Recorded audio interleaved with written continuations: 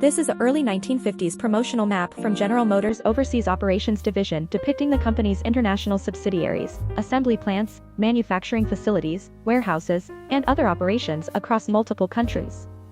The map features a world projection excluding the United States, with countries colored and other hues for remaining regions.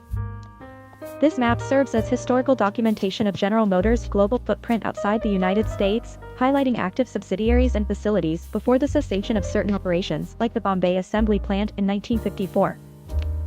The map is a snapshot of the world in the 1950s through the lens of General Motors' overseas operations and directly reflects the following geopolitical, colonial, and economic realities of that exact moment. The British Empire is still largely intact. Vast red zones in Africa, Middle East, and Asia are supplied from Opel in Germany because Britain's own Vauxhall/Holden capacity is insufficient and many Commonwealth countries are deliberately routed through Russelsheim under post-war arrangements. India and Pakistan are independent, partition 1947, and both have their own GM assembly plants, Bombay and Karachi. The map shows them as separate entities with dedicated subsidiaries. Indonesia is independent, 1949, and already has its own GM Overseas Corp assembly plant in Jakarta. Most of Africa is still under colonial rule. The entire continent south of the Sahara, except Liberia and Ethiopia, is painted red and supplied by Opel, with only South Africa having its own GM plant at Port Elizabeth. The Cold War divide is visible. The Soviet Union and Eastern Europe under Soviet control are completely blank, no GM operations, while China is blank or minimally marked post-1949 communist victory.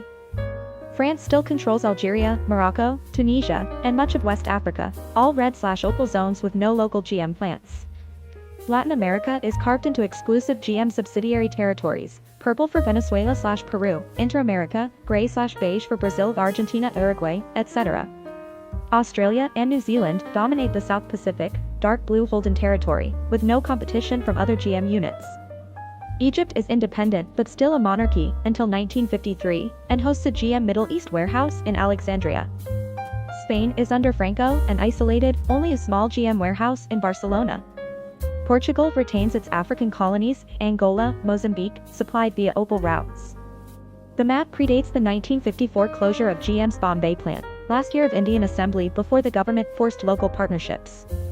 No GM operations whatsoever are shown in any communist country.